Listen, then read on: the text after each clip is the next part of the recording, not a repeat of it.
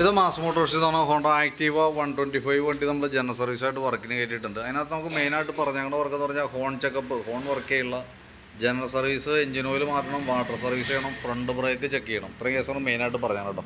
അപ്പോൾ നമ്മൾ വണ്ടി ഓടിച്ചു നോക്കി വർക്കിന് കയറ്റിയിട്ട് എൻ്റെ ഫ്രണ്ട് ബ്രേക്കിൻ്റെ ലൈനർ തീർന്നതാണ് നമ്മൾ ബാക്കിയത്തെ വർക്കിന് വേണ്ടിയിട്ട് കയറ്റി നമ്മൾ സർവീസിൻ്റെ ഭാഗമായിട്ട് ബാക്ക് സൈഡിൽ നിന്ന് നമ്മൾ ചെക്ക് ചെയ്ത് വരുന്നുണ്ട്. ബാക്കിലത്തെ ബ്രേക്ക് ലൈനറൊക്കെ നമ്മൾ ക്ലീൻ ചെയ്യാനൊക്കെ ആയിട്ട് അയച്ചാണ്. നിലവിൽ നമുക്ക് കിടക്കുന്നത് കമ്പനി ലൈനറാണ്, ഹോണ്ടയുടെ ഒറിജിനൽ ലൈനർ തന്നെയാണ്.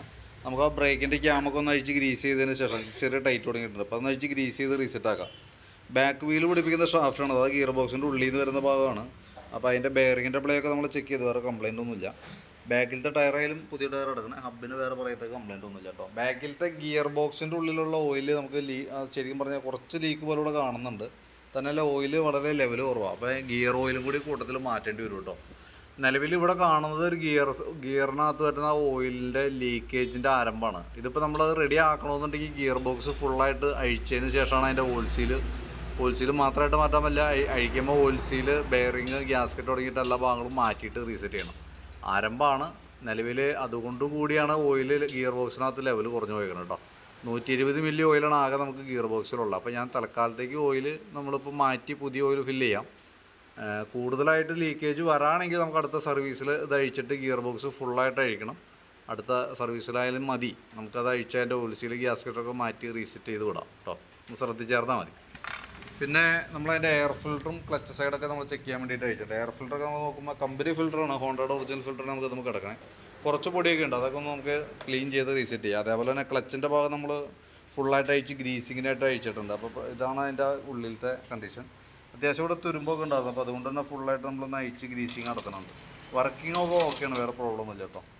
ബെൻഡെക്സിൻ്റെ ഭാഗമൊക്കെ ഓക്കെയാണ്. ഇതിനകത്ത് നമുക്ക് സ്കൂട്ടർ മോഡലിൻ്റെ ഏറ്റവും കൂടുതലും ശ്രദ്ധിക്കേണ്ട ഭാഗം CVT ക്ലച്ചാണ്. ഇതിനകത്ത് ശരിക്കും ലൂബ്രിക്കൻറ്റിനായിട്ട് ശരിക്കും ഓയിലോ കാര്യങ്ങളൊന്നുമില്ല, നമ്മൾ മാനുവലായിട്ട് തന്നെ അഴിച്ച് ഗ്രീസ് ചെയ്യണം. അത് നമ്മൾ കൃത്യമായിട്ട് നോക്കി, നമുക്ക് പ്രത്യക്ഷത്തിൽ നോക്കുമ്പോൾ വേറെ കുഴപ്പമൊന്നുമില്ലാന്ന് തോന്നും. അപ്പോൾ ചെറിയൊരു ലക്ഷണം കണ്ടാൽ പോലും ക്ലച്ച് ഗ്രീസിങ് ഒക്കെ കമ്പൽസറി ആയിട്ട് ചെയ്തു പോകണം കേട്ടോ. എങ്ങനെ നോക്കിയാലും ഒരു വർഷത്തിലൊരിക്കൽ നിർബന്ധമായിട്ടും ചെയ്യണം. 6 മാസത്തിലൊരിക്കൽ ചെയ്തു പോകണമെങ്കിൽ അത്രയും നല്ലത്. നമ്മളിവിടെ ഓരോ സർവീസിലും നമ്മൾ ഡീറ്റെയിൽ ആയിട്ട് ചെക്ക് ചെയ്ത് പോകുന്നുണ്ട്. എന്തെങ്കിലും ഡൗട്ട് തോന്നി അപ്പോൾ തന്നെ അഴിച്ച് നമ്മളത് ക്ലിയർ ചെയ്ത് വിടണം കേട്ടോ. അപ്പോൾ ക്ലച്ച് ഗ്രീസിങ്ങും കൂടി ജനറൽ സർവീസിൽ നമ്മൾ ഉൾപ്പെടുത്തി ചെയ്തു പോകുന്നുണ്ട്. പിന്നെ ക്ലച്ച് വെയിറ്റ്, അതായത് ക്ലച്ച് ഷൂ എന്ന് പറയും, അതിൻ്റെ ഭാഗമൊക്കെ നമ്മൾ ചെക്ക് ചെയ്യുന്നത് വേറെ കംപ്ലയിൻ്റ് ഒന്നുമില്ല. പിന്നൊക്കെ ചെറിയൊരു ടൈറ്റ് തുടങ്ങിയിട്ടുണ്ട്, അതൊക്കെ നയിച്ച് ഗ്രീസ് ചെയ്തിട്ടേക്കാം. പിന്നെ നമുക്ക് എഞ്ചിൻ ഹെഡിൻ്റെ ഭാഗത്തേക്ക് വരുമ്പോൾ ഇവിടെ ചെറിയ ലീക്കേജ് തുടങ്ങിയിട്ടുണ്ട്. എഞ്ചിൻ ഹെഡ് കവറിൻ്റെ ഗ്യാസ്കറ്റ് പോയിട്ട് ഓയിൽ ലീക്കാണ് ഈ കാണുന്നത്, ഈ സൈഡൊക്കെ കാണുന്നത്. അപ്പോൾ അത് കവറിങ്ങിൻ്റെ ഉള്ളിലായതുകൊണ്ട് പുറമേ നിന്ന് നമുക്ക് പ്രത്യക്ഷത്തിൽ കണ്ണിപ്പെടില്ല. അപ്പോൾ അതെന്തെങ്കിലും അഴിച്ച് മാറ്റി ആ ഭാഗം ഒന്ന് ക്ലീൻ ചെയ്തിട്ട് അതിൻ്റെ ഗ്യാസ്കറ്റും അതിൻ്റെ ബോൾട്ടിൻ്റെ ഉള്ളിൽ തന്നെ മൗണ്ട് റബ്ബറും 2 റബ്ബർ ഓയിൽ സീൽ പോലത്തെ റബ്ബറുണ്ട്, അതും കൂടി മാറ്റി സെറ്റ് ചെയ്ത് ഞാൻ പ്രോബ്ലം അവിടെ തീർന്നു നോക്കുള്ളൂ. പിന്നെ കാർബേറ്ററിൻ്റെ ഭാഗത്ത് നോക്കുമ്പോൾ പ്രത്യേകിച്ച് കംപ്ലയിൻറ്റുകളൊന്നും നമുക്ക് നിലവിൽ പറഞ്ഞിട്ടില്ല. സ്റ്റാർട്ടിങ് കംപ്ലയിൻറ്റ്, മിസ്സിങ്, ഓവർഫ്ലോ, ഈ പറഞ്ഞ യാതൊരുവിധ കംപ്ലയിൻറ്റും പറഞ്ഞിട്ടില്ല. പക്ഷേ ഇപ്പോഴത്തെ ഒരു സ്റ്റേജിൽ ഈ പറഞ്ഞ കംപ്ലയിൻറ്റുകളെല്ലാം കാണിക്കാനുള്ള സാധ്യതയുണ്ട്. നിലവിൽ ഇപ്പോൾ ഇല്ലെങ്കിലും പിന്നീടേലും വന്നേക്കാം. കാർബേറ്ററിൻ്റെ ഭാഗം എന്തെങ്കിലും ഒരു ലക്ഷണം കാണിക്കണം വരെ തൊടാതിരിക്കണം നല്ലത്. കാരണം ഞാൻ ഇപ്പോഴത്തെ പെട്രോള് എത്തനോൾ മിക്സ് ചെയ്തിട്ടുള്ള പെട്രോളാണ്. E20 പെട്രോൾ എന്ന് പറയും. 20%, 1 ലിറ്റർ പെട്രോളിൽ 20% എത്തനോളാണ്. അതായത് 200 മില്ലി എത്തനോൾ ഉണ്ടെന്നുള്ളതാണ് ഏകദേശം കണക്ക് E20 എന്ന് പറയുമ്പോൾ. അപ്പോൾ ആ എത്തനോൾ മിക്സ് ചെയ്തിട്ടുള്ള പെട്രോൾ ഉപയോഗിക്കുന്ന കാർബേറ്റർ മോഡൽ വണ്ടികൾ, പഴയ മോഡൽ വണ്ടികളുടെ ഒക്കെ പണിയാണ്. കാരണം ഞാൻ കാർബേറ്ററൊക്കെ ദ്രവിച്ച് പോണ കംപ്ലയിൻ്റൊക്കെ ഉണ്ട്. അപ്പോൾ നമ്മൾ വേറെ ഒരു ഇതിന് വേണ്ടിയിട്ട് സർവീസിൻ്റെ ഭാഗമായിട്ടൊന്നും കാർബേറ്റർ കയറ്റി അഴിക്കാൻ നിൽക്കരുത്. എന്തെങ്കിലും കംപ്ലയിൻറ്റ് കാണണമായിരുന്നു മാത്രം നമുക്ക് അഴിക്കാം. കാരണം എന്തെങ്കിലും അഴിച്ച് ചിലപ്പോൾ ഒരു പക്ഷേ നമുക്ക് കാർബേറ്റർ റെഡിയാക്കാൻ പറ്റാത്തൊരു കണ്ടീഷൻ ദ്രവിച്ചിരിക്കുകയാണെങ്കിൽ പോയിട്ടുണ്ടാവും. പിന്നെ കാർബേറ്റർ അസംബ്ലിയൊക്കെ മാറ്റി പുതിയത് വയ്ക്കേണ്ടി വരും. അപ്പോൾ ജനറൽ സർവീസിൽ എന്തായാലും കാർബേറ്റർ ക്ലീനിങ് ഒന്നും വന്നില്ല, നമ്മൾ അഡീഷണൽ പേ ചെയ്യേണ്ട വർക്കാണ്. പ്രത്യക്ഷത്തിൽ നമുക്ക് നോക്കുമ്പോൾ ഏകദേശം കാർബേറ്ററിൻ്റെ അവസ്ഥയൊക്കെ നോക്കുമ്പോൾ ചെയ്യേണ്ട ഒരു ടൈമൊക്കെയാണ്. പക്ഷേ നമ്മളിപ്പോൾ അത് ചെയ്യാൻ നിന്നാൽ ചിലപ്പോൾ നെഗറ്റീവ് ഇമ്പാക്റ്റ് ആക്കി നമുക്ക് വരാം. അപ്പോൾ തൽക്കാലം അതങ്ങനെ നിൽക്കട്ടെ, പരമാവധി ഉപയോഗിക്കുക. എന്തെങ്കിലും ഒരു ലക്ഷണം, പെട്രോൾ ഓവർഫ്ലോ ആയിരിക്കും മെയിനായിട്ട് വരാം. ആ കംപ്ലയിൻറ്റ് വന്ന സമയത്ത് അഴിക്കുക, ക്ലീൻ ചെയ്ത് നോക്കാം. 99% കിട്ടാൻ സാധ്യത കുറവാണ്. അപ്പോൾ മാറ്റി പുതിയത് വയ്ക്കും. പിന്നെ ഫ്രണ്ടിലേക്ക് വരുമ്പോൾ ഫ്രണ്ട് വീലിൻ്റെ ബെയറിങ്ങൊക്കെ നമ്മൾ ചെക്ക് ചെയ്ത് വേറെ കുഴപ്പമൊന്നുമില്ല. ടയറിനായാലും കണ്ടീഷനാണ്, ടയറൊക്കെ അത്യാവശ്യം ഉപയോഗിക്കാനുണ്ട്. പക്ഷേ ഫ്രണ്ട് ബ്രേക്കിൻ്റെ ലൈനർ തീർന്നെടുക്കുകയാണ്. അപ്പോൾ നമുക്ക് ബ്രേക്ക് ലൈനർ ഫ്രണ്ടിലത്തെ ഒന്ന് അഴിച്ച് മാറ്റി കളയണം കേട്ടോ. അപ്പോൾ ഞാൻ ബാക്ക് വീൽ അഴിച്ചാണ് കാരണമാണ്. അതിന് ശേഷം ഫ്രണ്ടും കൂടി നമ്മൾ അഴിക്കും. അഴിച്ചിട്ട് അതിൻ്റെ ബ്രേക്ക് ലൈനർ മാറ്റി റീസെറ്റ് ചെയ്യണം. കാരണം അഡ്ജസ്റ്റ് ചെയ്യാനില്ല, മാക്സിമത്തിലാണ് നിൽക്കുന്നത്. ബ്രേക്ക് അപ്ലൈ ചെയ്യുമ്പോഴത്തേക്കും അതിൻ്റെ മാർക്കിങ്ങിലേക്ക് എത്തിക്കുകയില്ല. അപ്പോൾ അതൊന്ന് മാറ്റിയിട്ടേക്കാം. പിന്നെ ബാറ്ററി ഇരിക്കുന്നത് ബോഷിൻ്റെ ബാറ്ററിയാണ്. ബോഷ് എന്ന് പറഞ്ഞ കമ്പനിയുടെ ബാറ്ററിയാണ്. 2024 ബാറ്ററിയാണ് അതിനകത്ത് ഇപ്പോൾ പഞ്ച് ചെയ്തേക്കുന്നത്. 2024 ആണ്ടിലെ ബാറ്ററിയാണ്.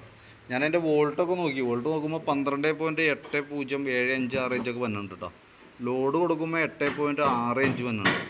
8.65 എന്ന് പറയുമ്പോഴത്തേക്കും ഡെഡ് റെയിലിനോട് ഏകദേശം അടുത്ത് നിൽക്കണേ.